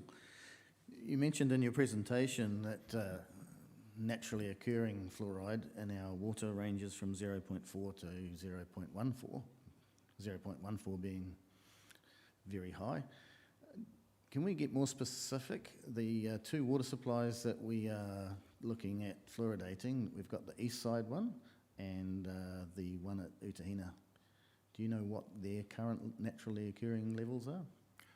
They would be within the range I've indicated for springs in the presentation. They may actually be in the data we have. I'd have to go back and look specifically at those sites to see if we have information, but I would suggest that they'll be similar to other springs in the area. Yeah, well, if they're at the mid-range of what you said, then we wouldn't need any fluoridation equipment to add, would we? Well, for springs it was up to 0.14. Yes, which is above 0.14. Oh, okay. So the springs are a lot lower than the surface water. For example, surface water up to 4.4, again below the dosage rate for potable water, and that's in streams like the Utahina stream, for example. Sorry, okay, we'll move on. We heard today that this hydrofluorosilicic acid is manufactured in the fertiliser industry and they bring in rocks from overseas. Are you aware that, well, we were told that fluoride is naturally occurring, which of course is the case. So is arsenic, lead, mercury and cadmium, which also come with this rock. Are you measuring the current levels of those elements? In soil? In the water? Yes, we have data for those as well. Okay, so we'd be able to track how the fluoridated water affects those, would we? Is anybody doing any testing on the arsenic, lead and mercury and cadmium levels in the drinking water after the fluoride is added? Could we get some baselines done on the current water before the toxic substance is added? We've lost the chief executive.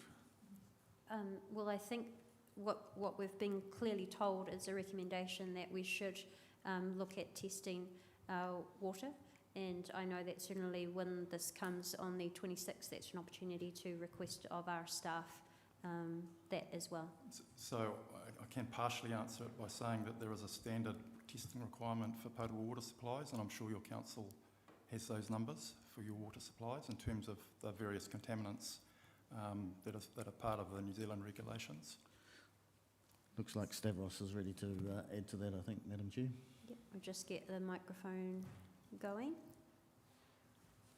For members of our public, this is...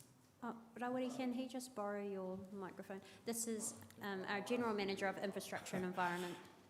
It needs to be through a microphone for the live stream, Stavros. Through you, Madam Chair, elected members are aware that currently our water supplies must and they do meet drinking water standards for New Zealand. So the expectation and the obligations we have after fluoridation is that the drinking water standards of New Zealand will continue to be met, which regulates what components or containment will be in those water supplies. Yes, but my question is, once you add this toxic substance to the water, are we going to be able to monitor that levels of arsenic, lead, mercury and cadmium have increased? We still have to meet the drinking water standards of New Zealand, which it's very clear that if those levels exceed the drinking water standards, then we have to adjust it. Well, that's an excellent answer to a question nobody asked. We want to be able... Sorry, Councillor Lee, I asked you to be respectful. He has answered your question, and we do consistently meet high-quality drinking water standards. My question was, are we going to be able to monitor the increase in arsenic, lead, mercury and cadmium? We will be able to monitor compliance with drinking water standards. If the addition of fluoride into the water will have an impact on the drinking water standards, and obviously that's unacceptable, and we have to monitor that.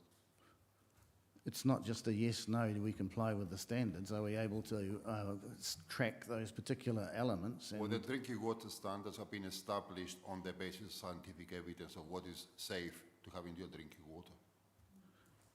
Well, it doesn't answer the question. Well, it does, Councillor Lee. Do you have another I'd like question? to be able to track the increase in those toxins.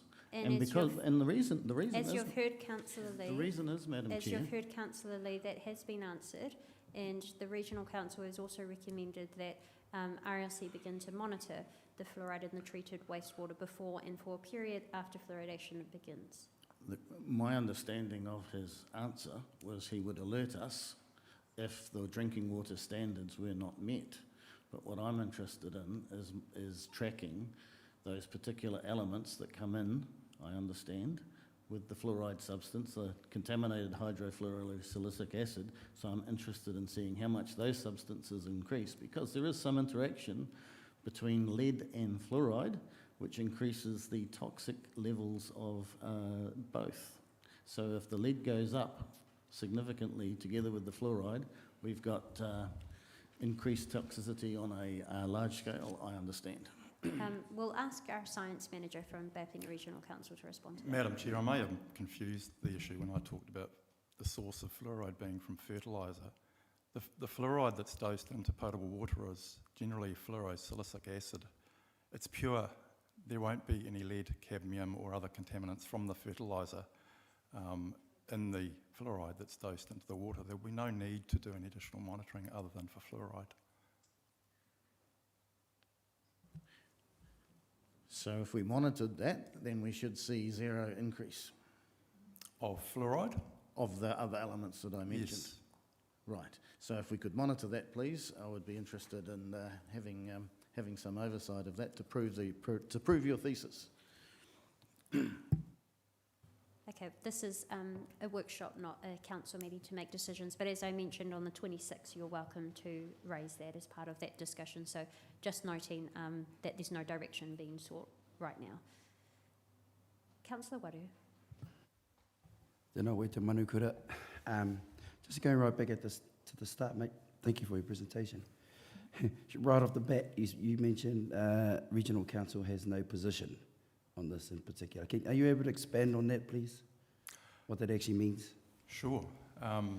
So I've worked at the Regional Council for 15 years. To my knowledge, Council has never considered a position on fluoride in drinking water.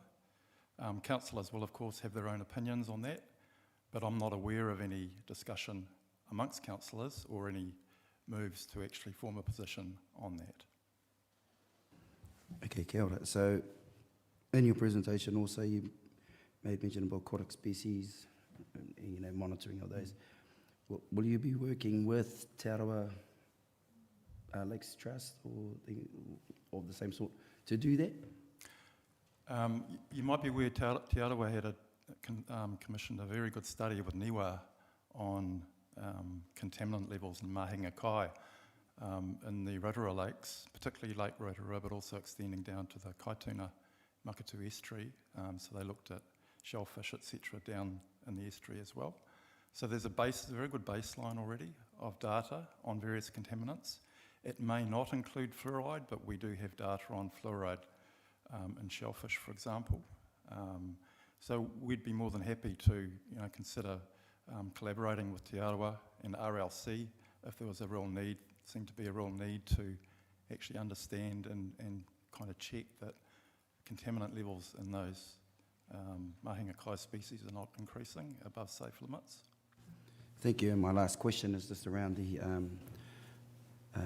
you showed the dairy farms, the sheep and beef, and all that, the different various levels of fluoride found in the runoff there. So can you just expand on that a bit more too? I know you mentioned it comes up through the rocks and things like that, but there are some farms who don't put phosphate-based fertilisers on. Does that still have the same effect? I.e., there's a seaweed-based fertiliser that we get it from up north. Sure. If you can expand on that, please. So you may not recall from the graph, but there was quite a wide range on the pastoral activities. So your organic farms will be at the bottom of that range, and farms that are using a lot of superphosphate will be near the top. That's the easiest way I can explain it. No, thank you. I was just making sure I was reading it right. Kia ora, tēnā koe. Thank you, and I'll just check if there are any further questions. Councillor Kiriopa. Oh, thank you. Some of the advice we received as councillors is that it's actually very difficult to remove fluoride from water. So I just wonder, how did you come to the conclusion that much of the fluoride would be removed via the wastewater treatment plant? I don't know a lot about the wastewater treatment plant. I do know that it's a high level of treatment. I don't, for example, know if it uses alum in the process. Alum is often used as a way to remove solids out of the wastewater. It's aluminium, effectively. Aluminium binds very well with fluoride. So if that is the case, then you might have quite a high level of fluoride removal in your wastewater, and it will be ending up in the solid waste. It's also possible that a lot of it will end up in the wastewater that's sprayed on the forest. But again, I don't know that, which is why I recommended that council actually monitor fluoride in the treated wastewater to understand what the fate of the fluoride is, how much is going to solid waste, and how much is actually ending up being irrigated up in the forest. Okay, I just find that interesting that you can come to a conclusion that there's a low risk to the environment when actually you're unsure of statements you've made, like that a lot of the fluoride would be removed via the wastewater treatment. Maybe I could clarify. The low risk to the environment is based on the dose rate in the water being significantly below guidelines for aquatic life. There's simply no way that you can increase fluoride levels in surface water by dosing into potable water. It's just not possible. Into what sort of water, sorry? Potable water, drinking water. Okay. Would that, I don't really understand what you just said, but the numbers don't stack up in terms of there being an effect. You could actually have fish in your drinking water after dosing fluoride, and they would survive fine based on the current aquatic guidelines. Okay. That's the level that we're dealing with. And that was a good segue into my next question, which is, how have you taken into account the accumulative risks of naturally occurring fluoride in fresh and geothermal waters, which mix in our rivers, plus fluoride leaching from farms, as you've said, that are sprayed, plus the added fluoride in town water supplies? How have you taken into account the accumulative risks of all of that coming together on taonga species? I haven't, and which is why I agree with you that there's a need for some monitoring of those species. It's very, at a very basic level, we don't know how much is getting through with the wastewater, so we're missing a key piece of information there. We know that geothermal is quite rich in fluoride, so the lake will be, naturally elevated in fluoride. But it's also elevated in other things like mercury and arsenic, as has been, indicated today. So there's a whole lot of things that we'd have to look at to better understand that. Which is why I have to question again how you can say that you don't believe that there's a high risk to the environment. My next question is, resource consent conditions for Bay of Plenty Regional Council to alum dose our rivers requires Regional Council to monitor alum levels in taonga species, and I'm not sure if it's trout as well. How have you been able to come to the conclusion that fluoridation poses no risk to the environment ahead of any monitoring of fluoride in taonga species? You mean in terms of the alum dosing?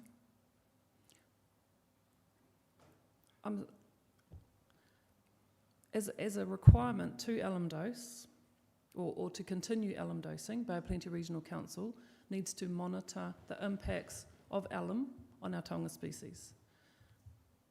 Ahead of any monitoring of the impacts of fluoridation of our water on taonga species, how have you been able to come to the conclusion that fluoridation poses no risk to the environment? So there's quite a lot of literature on this worldwide, because obviously a lot of communities have used fluoride. And the conclusions have generally been the same, that there's low risk of fluoridation on aquatic life. But the other thing is you have a system here which is probably quite inherently protective. You've got a very good wastewater treatment system. You've got a spray irrigation system, so you're not spraying directly into waterways. Between there and the waterways is a large groundwater system. There's a lot of dilution. The dose rates in the potable water are very low compared to aquatic guidelines. So that's how I form my opinion on it being low risk. It's a weight of evidence approach. But again, I'm more than happy to collaborate on studies to look at the levels and towing of species further down the track. There is a lot of unknowns here, but I'm still of the opinion that overall it's a low risk activity. Sorry, and just my last question is, why is this process different, the fluoridation, the conditions required to fluoridate waters? Why is the process different to the conditions required to alum dose our rivers? Why are you in a position where you can say you would consider collaborating with iwi? Why is it not a part of the process? Why is it not a part of the conditions to put any type of chemical into the water? As far as I know, RLC haven't approached the Regional Council wanting any changes to their current consents. The other thing I would say is wastewater is not discharging into the stream, whereas the alum dosing is, which is one of the key reasons it requires consent, because it's a direct pathway of a contaminant into a stream. Your system is not operating like that. There are a lot of safeguards in place. Thank you very much. Thank you. We've got Councillor O'Brien and then Councillor Barker. Thank you to Manukura and through the Chair. Thank you, Mr Donald. Thank you very much for your time today. Just one quick question, if I could, to follow up Councillor Kiriopa. You've talked about kura, and thank you for that. Could I ask you, if we could put that aside, do you have any concerns, or is there any science that should give us alarm around any potential for fluoride to affect any algal blooms? I mean, I'm sure I don't need to tell you about the Rotorua Wall and the conditions that have seen that in some form of disrepair. Is there any evidence, or do you have any concern that fluoride into the lakes eventually may actually accelerate our algal bloom situation? I know there's many detriments into that, nutrient, climate change, lake levels, etc., hot weather. Is there anything that you're aware of, or do you have any concerns that fluoride may affect, one way or another, algal blooms or perhaps seaweed growth, etc., like that? It's a great question. No, I don't, because there is already adequate fluoride in the lake for algae. They don't need any more to grow. What you're seeing now is a response primarily to nutrients. It's nitrogen in particular that controls the algal blooms in concert with phosphorus. So no, I don't have any concerns in that regard. So even if there's additional fluoride that enters our freshwater lakes, you're comfortable that with the levels we're talking, it will not have an adverse either on the algal blooms or perhaps on accelerating lakeweed, etc.? Algae don't need a lot of fluoride. There's an excess of fluoride as far as algae are concerned already in the lake. They don't need any more Thank you. to grow.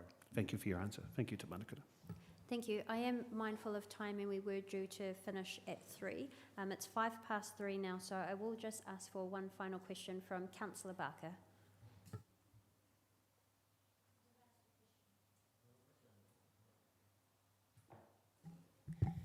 Thank you, Madam Chair, and thank you for the extra time, and thank you, Mr Donald, for coming in today. Probably some of my questions have been answered, so I won't linger on it. I just noticed there's no lake levels of fluoride around Lake Rotorua. Will that ever be part of a monitoring program going forward? Yeah, I was surprised actually that I couldn't find any. Yes. So that's definitely a gap in our information. Yes. But lakes generally are quite low on fluoride because there's a lot of dilution from the stream inputs and also rainfall, but it's certainly a gap. Sure. And quite a bit of geothermal activity around the edge of this particular lake too. With regards to the questions around accumulation, I believe that report that you referenced in your presentation says that some species do accumulate fluoride over time, particularly rainbow trout are quite susceptible. So there is a possibility that perhaps, over time, and we just don't know, like you say, there may be accumulation in some of our aquatic species. So it's really encouraging that you're happy to collaborate on some studies, perhaps with Te Aroha Lakes Trust or Council on that, because they're a significant part of our tourism industry. I wonder whether there needs to be some more information looked into with the algal blooms, because fluoride is an enzyme disruptor and can actually interfere with bacterial mechanisms as well. It can actually accelerate or it can decrease. So there is a space there where they may, would you agree that they maybe could accelerate the algal growth? Again, I don't think that the levels in the lake will be raised to a level that's going to be of concern. Okay, thank you. Thank you very much, everyone. Well, we do have a number of people that need to leave very promptly, so we'll conclude this workshop here. Thank you very much, Rob. We appreciate you being here as the Science Manager for Bay of Plenty Regional Council. Our environment is very important to us, as of course you can see our health of our community as well. So I would like to invite Councillor Waru to close us with a karakia. Kia ora tātou gai muri nā, hara mai te whakarongo ngā kōrero. Good to have you here and get to hear what we have to figure out moving forward. Hoi anō, tēnā tātou katoa. Kia inoi tātou. Kia tātou katoa te ata whai o tō tātou ariki hukureiti. Me te aroha o te atua, me te whiwhinga tahitanga ki te wairua tapu ake, āmini. Thank you very much, everyone, for attending, and I declare this workshop closed.